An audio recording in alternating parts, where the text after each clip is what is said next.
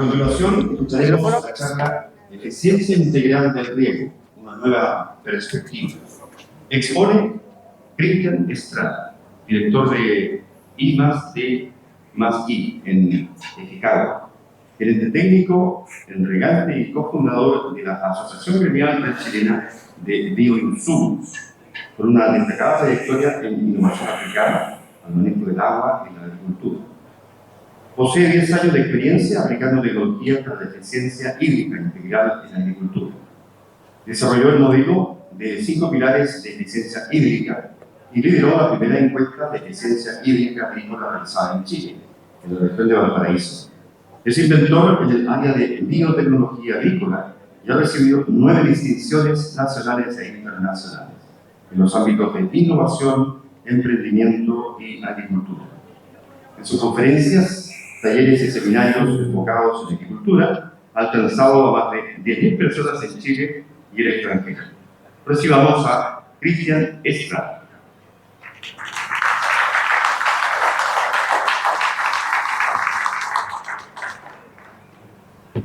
Muchas gracias. Muchas gracias a todos los participantes por quedarse aquí hoy. Para mí es un gusto venir a compartir todo esto con ustedes. Esto ya lo he venido compartiendo en otros lugares como Guatemala, Perú y también en México. Es algo que me apasiona mucho, contribuir a demostrar cómo podemos producir mejor con menos agua de la que estamos consumiendo hoy.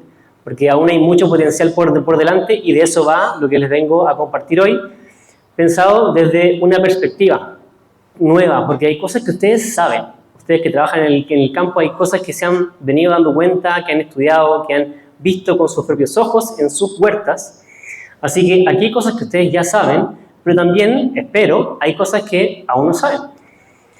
Me presento, yo soy Cristian, vengo desde la biotecnología, en general mis colegas vienen desde la agronomía, así que yo llegué como un extranjero hasta estos campos del conocimiento, pero con mucho gusto conectando la biotecnología con lo que pasa en el campo.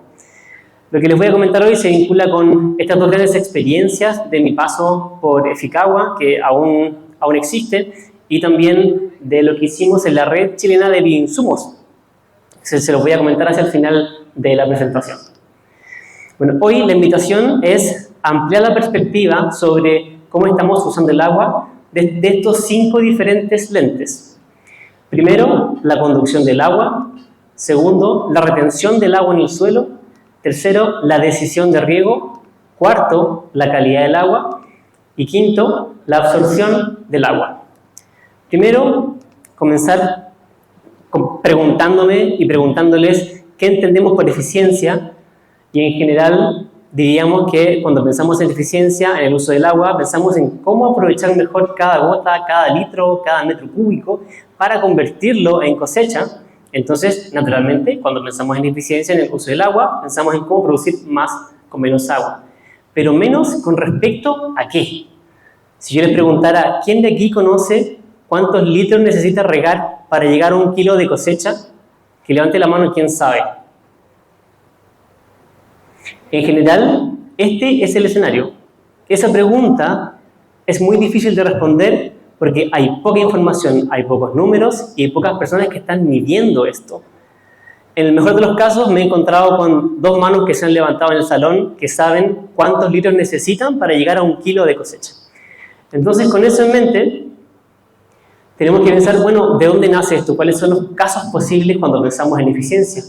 La eficiencia comienza comparándonos contra algo, que tenemos que descubrirlo. Y luego, al compararnos, podemos encontrarnos con una condición en donde estamos produciendo más con el mismo riego, eso ya es eficiente, o también podríamos ver que estamos produciendo lo mismo, pero con menos agua.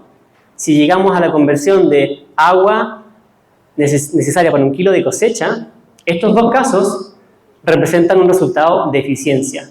¿Pero eficiencia con respecto a qué?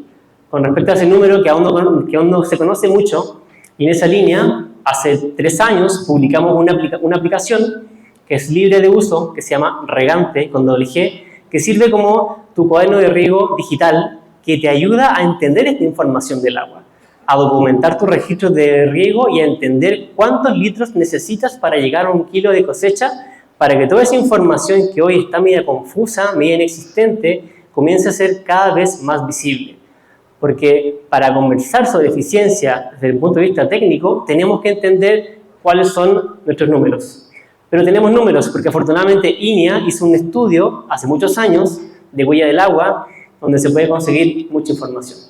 Esta aplicación la pueden conseguir en Play Store y en App Store, está para Android y para Apple. Así que volviendo a la eficiencia hídrica, nosotros entendemos la eficiencia como la suma entre aumentar la disponibilidad del agua y aumentar la productividad del agua. Esto es dentro del campo. Aquí les quiero compartir un caso que documentamos en Pistacho, y esto es totalmente casualidad porque yo no sabía que Jorge también iba a hablar del proyecto de Pistacho. Yo, de hecho, no sabía el tema de Jorge y me parece súper interesante, así que si Jorge está por ahí, juntémonos a conversar porque hay información que encantado podría compartirles. En el mundo, el promedio del pistacho para llegar a 1 kilo de pistacho es cerca de 7.600 litros regados para llegar a 1 kilo de pistacho comercial. Nosotros hicimos una experiencia documentada en la región de O'Higgins con pistacho, en donde integramos varias tecnologías e incorporamos mejoras en el manejo del riego con sensores y logramos bajar esa cifra de 7.600 a 1.470 y algo. Es decir, redujimos esa cifra en cerca de un 80%. Si eso lo comparáramos con la escala de eficiencia más común que vemos día a día, que es electrodomésticos, que es esta escala que está acá, estaríamos en la escala más alta, porque estamos produciendo el mismo kilo de pistacho, pero con un 80% menos de agua por kilo. ¿Cómo se dio esto? Pasamos de las líneas azules, que es riego por calendario. Yo estoy regando porque siempre lo he hecho así, o ese era el plan, y no estoy midiendo nada ni ajustando nada.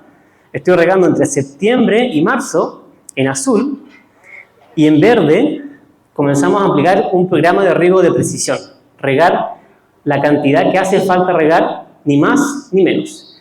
Y con eso, el resultado fue 1/3 menos de riego respecto de la temporada pasada. Pero lo más interesante fue que, mejorando la condición de suelo, principalmente, logramos aumentar el potencial de producción de pistacho y le sumamos, en la parte donde hicimos la intervención, casi 2.000 kilos por hectárea. Eso es muchísimo en pistacho y para este productor significó cerca de 4 veces lo que venía produciendo antes. Así que, volviendo a esto, lo que hicimos con él fue aumentar la disponibilidad del agua, que significó reducir evaporación, reducir fugas, y aumentar la productividad del agua, que significó darle mejor condición a la planta de pistacho para producir mejor.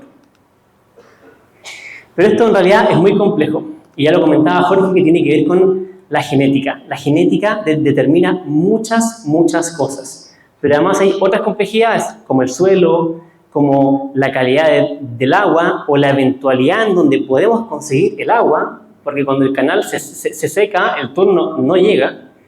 Y también tiene que ver con clima local y entender cómo está variando el clima en nuestro campo. En torno a estos 5 pilares, hemos mapeado muchas tecnologías que se pueden integrar para mejorar estas condiciones de aprovechamiento del agua. Y aquí hemos mapeado que lo que aumenta la disponibilidad del agua en general son mejoras en conducción del agua, mejoras en retención del agua y mejoras en decisión de riego. Y en cambio, lo que aumenta la productividad del agua se conecta con calidad del agua, con absorción del agua y también tiene que ver con decisión de riego. Es decir, regar mejor tiene doble impacto, porque nos podemos ahorrar agua, pero también podemos darle una mejor condición al suelo para que la planta pueda producir mejor. ¿Esto en qué se traduce cuando pensamos en acciones? Primero, en reducir las fugas de agua, reducir la evaporación, reducir la infiltración, reducir el escurrimiento. En segundo lugar, mejorar el riego. Y esto siempre implica medir, entender la tasa de infiltración del suelo para entender cómo manejamos el agua en ese suelo en particular y cada cuánto tenemos que entregar esa agua. Y finalmente, darle una mejor condición de crecimiento al cultivo. Esto tiene que ver con cómo manejamos la parte del suelo y cómo manejamos los microclimas en nuestro campo para darle una mejor condición y reducir cualquier estrés al que se pueda someter durante la temporada. Aquí voy a pasar haciendo ejercicios comparativos de cómo podríamos implementar mejoras en cada pilar y cómo será el resultado, para invitarlos a imaginar sobre cosas que ustedes podrían comenzar a mejorar o a experimentar dentro de sus propios campos. Si miramos la conducción del agua, esto se separa en lo que ocurre fuera del campo y dentro del campo. Fuera del campo tenemos los canales. En los canales, dependiendo si son canales revestidos o de tierra, hay fugas que se pueden dar por infiltración y fugas que siempre se dan por evaporación. En un canal de tierra podríamos estimar que un 40% del agua se infiltra, lo que tiene un efecto positivo. Esto no es todo negativo. Cuando un canal infiltra agua, recupera el acuífero. Bueno, hay pozos que a veces dependen de esos acuíferos. En cambio, con un canal revestido, las fugas por infiltración se reducen mucho y también tienen a veces efectos negativos porque si hay menos recarga de acuíferos, hay zonas que se pueden ver afectadas por la disponibilidad en sus pozos. Y desde el punto de vista de lo que pasa dentro del campo, tenemos dos sistemas de riego. Acá tengo 5 ejemplos en donde sabemos que hay diferentes rangos de eficiencia que se han estudiado, desde riego por fundillo, riego por surco, riego por aspersión, microaspersión hasta goteo. Y hoy hay tecnología que está saliendo que está enterrando los emisores en el suelo para reducir aún más cualquier fuga por evaporación. Si es que aquí hiciéramos una comparación entre el peor caso y el mejor caso de eficiencia en conducción y comparamos una condición con canal de tierra y un sistema de riego por surco y lo comparamos con un canal revestido y con un sistema de riego súper eficiente de goteo enterrado, esa diferencia de eficiencia del agua que sale hasta que llega del 30 al 100% en la práctica se puede convertir en que en el primer caso el agua te alcanza para regar solamente 1 hectárea, pero en el segundo caso te puede alcanzar para regar más de 3 veces la superficie porque la conducción del agua fue eficiente. Pero esto es solamente desde la perspectiva de la conducción del agua. Y si pensamos en el suelo, ¿qué pasa si el suelo está perdiendo muy rápido el agua?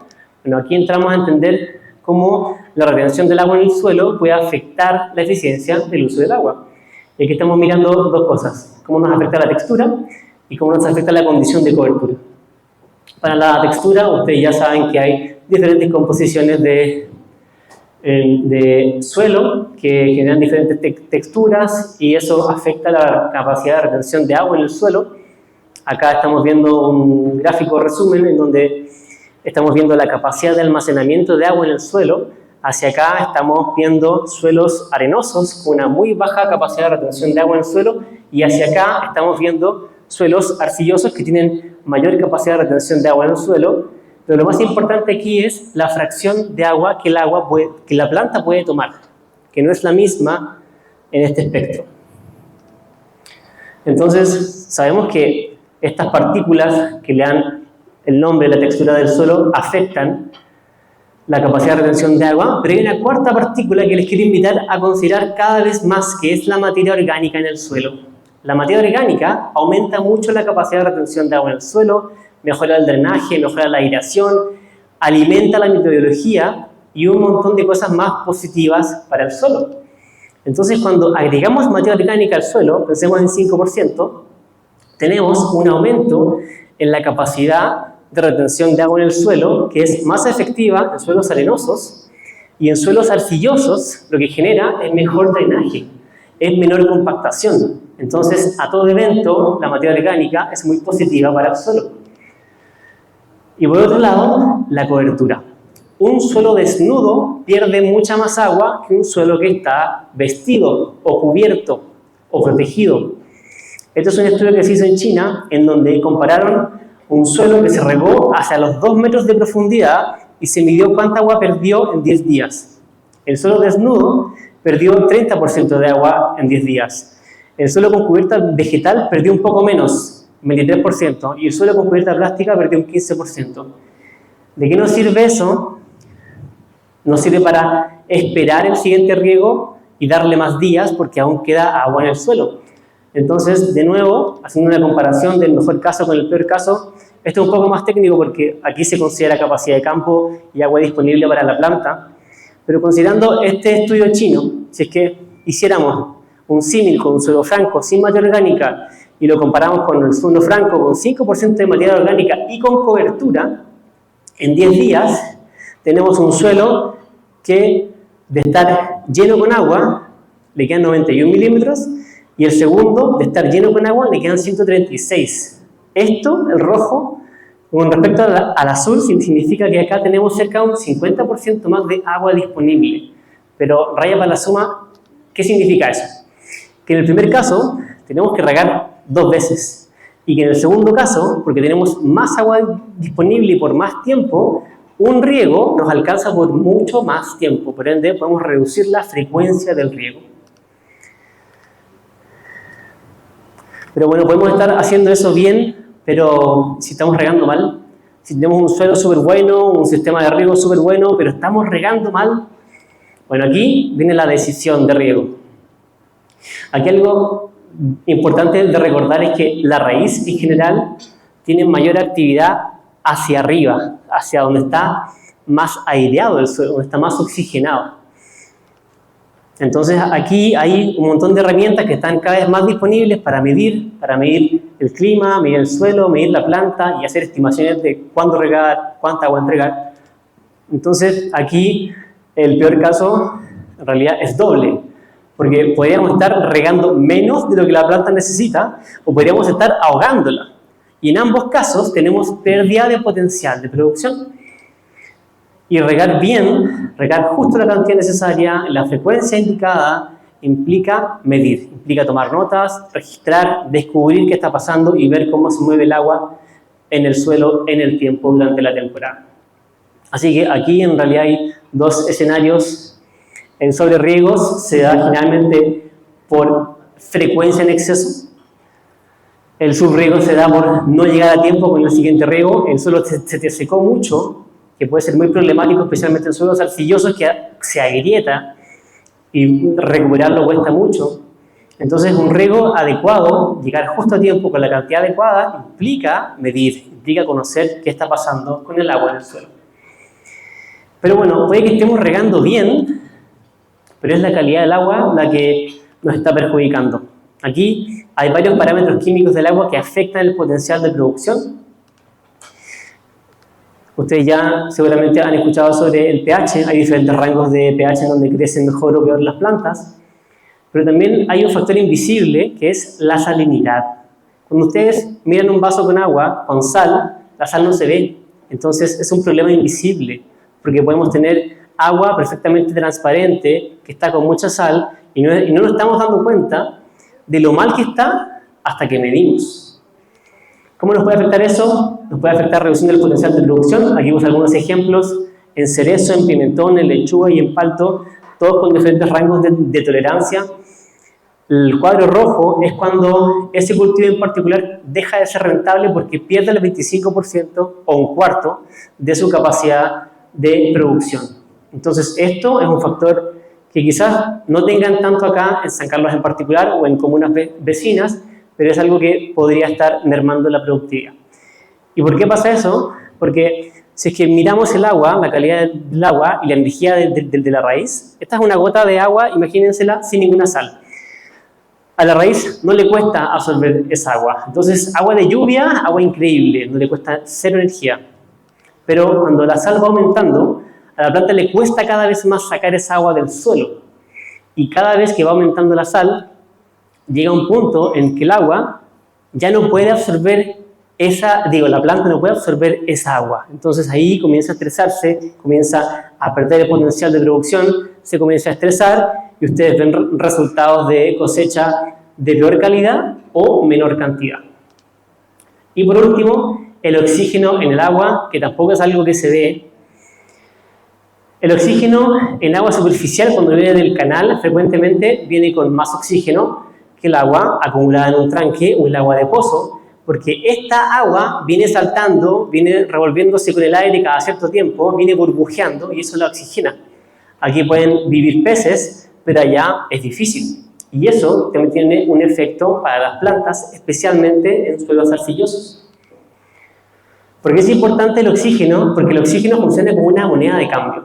el oxígeno ayuda a que la raíz respire bien y haga todo el trabajo que tiene que hacer de absorber el agua.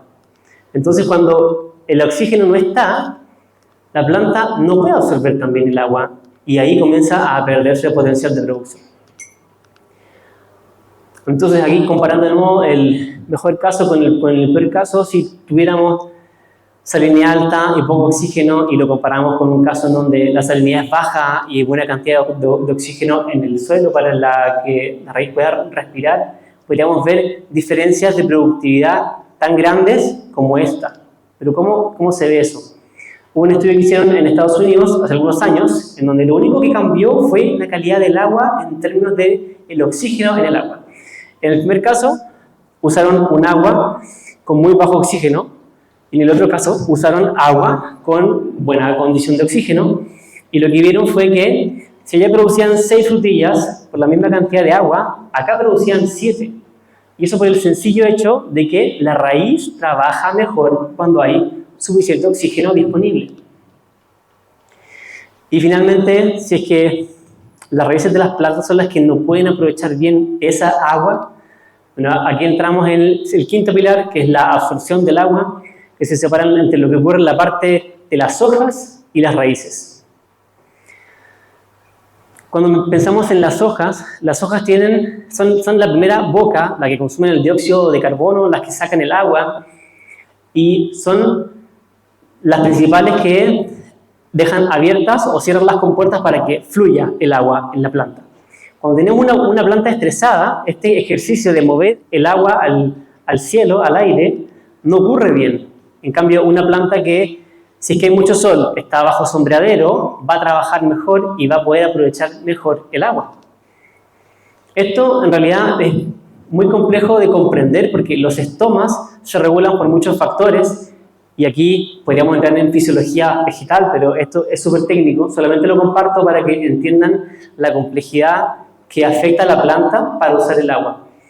Y la otra perspectiva es las raíces. ¿Qué pasa en las raíces respecto de el aprovechamiento o el acceso al agua? Acá tenemos un ejemplo comparativo de raíces en donde el suelo está más muerto que vivo, y en el caso derecho tenemos un suelo mucho más vivo, incluso con micorrizas que hacen que una planta pueda acceder a más volumen de agua en el suelo. Lo que podría pasar en este caso es que la planta, en el primer caso, no puede acceder a todo el agua disponible en el suelo, mientras que en el segundo caso las micorrizas la ayudan a conseguir más agua. Esto también tiene una complejidad muy grande que se estudia desde la rizobiología. Aquí hay que entender que la raíz convive con un montón de seres vivos que pocas veces se pueden ver, y ahí la complejidad, pero todos estos seres vivos ayudan a que la planta no se estrese, a que se nutra mejor, a que pueda acceder mejor al agua. Entonces, cuando miramos una raíz sin micorrizas y la comparamos con micorrizas, todo esto blanco que ustedes ven, se pueden imaginar que es una ayuda para que la planta pueda acceder a más volumen de suelo con agua y con eso ser más resistente a periodos de sequía y, por supuesto, producir mejor. ¿Qué tan viejo es esto? Bueno, para que se haya incluido en la ley en Chile, esto en realidad es demasiado viejo, pero el conocimiento y los productos han llegado lentamente al campo. Desde la red de bioinsumos, contribuimos a que se pudiera publicar la nueva ley de fertilizantes y bioestimulantes. Nosotros trabajamos en la parte de bioestimulantes, la parte técnica. Yo comencé a trabajar en esto en 2017. O sea, tomó 4 años de mucho trabajo y de muchas personas para que la lógica de la ley pasara de solo químico a químico y biológico.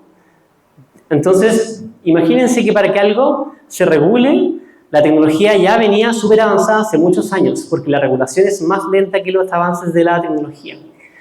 Lo que quiero decir con esto es que hay un mundo gigantesco de insumos biológicos que son más fáciles de usar, que son amigables con el medio ambiente, que pueden generar muchos ahorros y mucha productividad que quizás aún no conozcan, y los invito a conocer. Si hiciéramos una comparación aquí de una condición de raíces poco desarrolladas y unas raíces sin micorrizas en un suelo más muerto que vivo, y lo comparamos con un sistema radicular denso y con un suelo con micorrizas y más vivo que muerto, podríamos tener diferencias de productividad que en realidad son muy impactantes. Aquí les comparto un caso que documentamos con tomate allá en Limache. Lo que estamos viendo aquí es una raíz de tomate injertado sin micorrizas y allá un tomate injertado con micorrizas. Medimos los efectos de las micorrizas en particular y nos encontramos con otros beneficios, pero lo que estamos viendo acá era cómo con el mismo riego se podía aumentar la producción. Así que para ir cerrando, tecnologías hay muchísimas.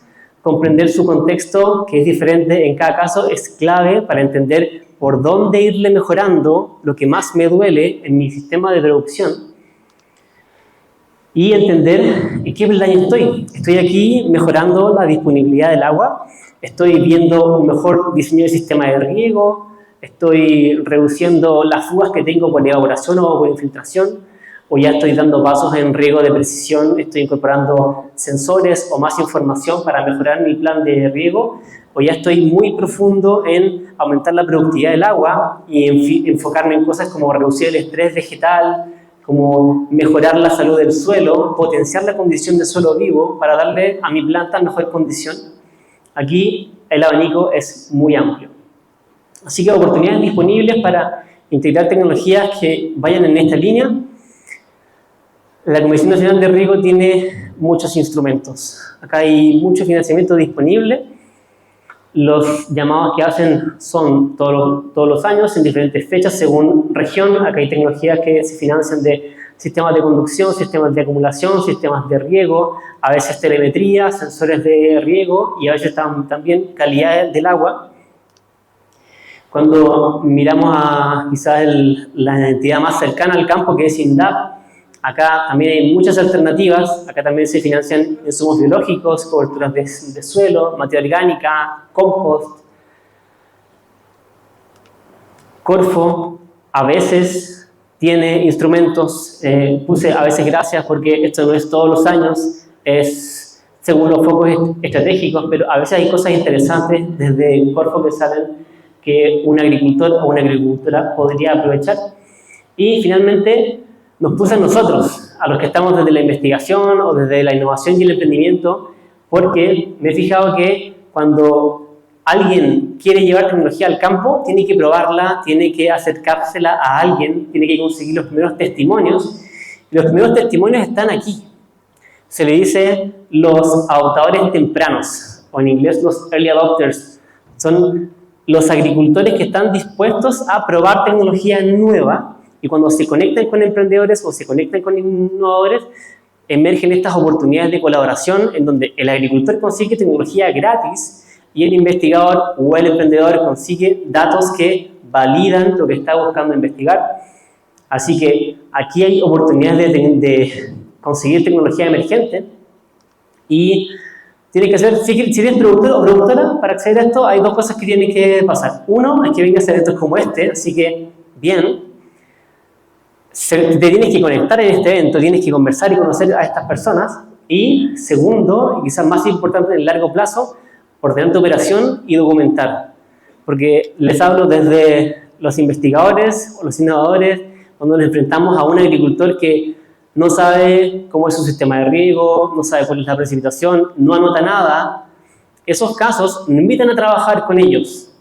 Les hacemos el quite, porque ahí conseguir resultados es súper difícil. Entonces, si ustedes van a eventos, se conectan y además ponen orden en lo que están haciendo, va a ser súper fácil que después los vayan recomendando, porque se van a ir convirtiendo en estos casos raros de productores y productoras ordenados, que están documentando lo que hacen y que da gusto trabajar con ellos y con ellas.